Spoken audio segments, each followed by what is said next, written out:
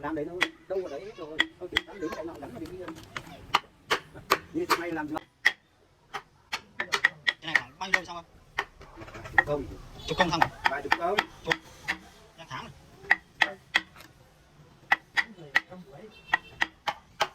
Hai buổi, chục buổi là xong.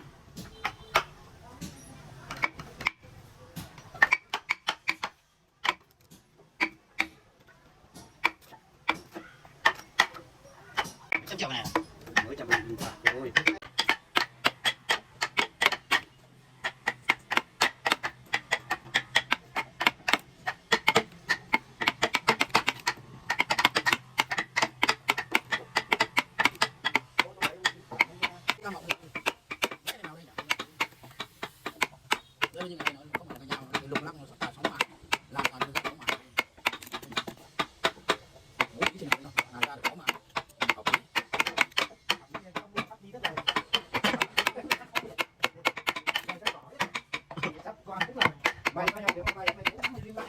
Đó, cho quay lại.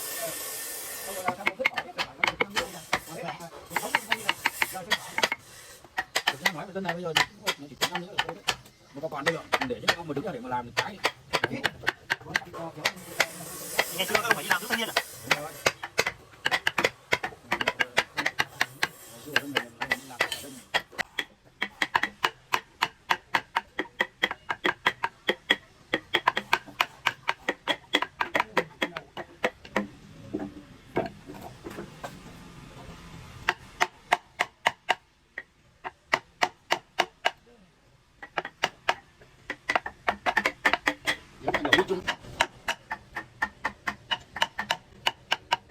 Giờ đấy có bưu điện trả mày ạ? Không, chỉ khoản thôi. Khoản là thôi.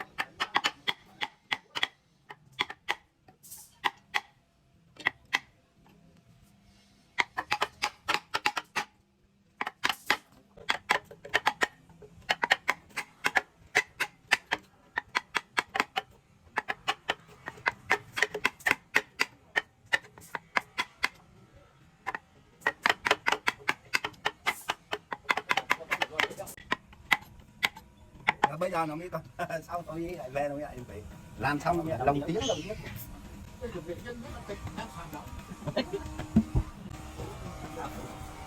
quá giỏi.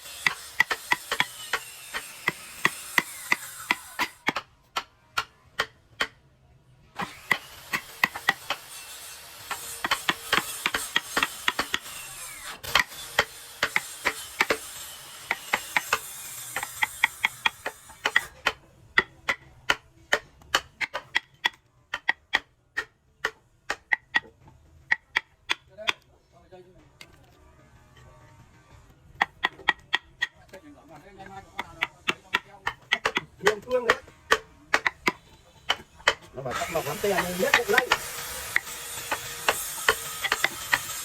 cũng lấy tốt tiền ăn thu gì đấy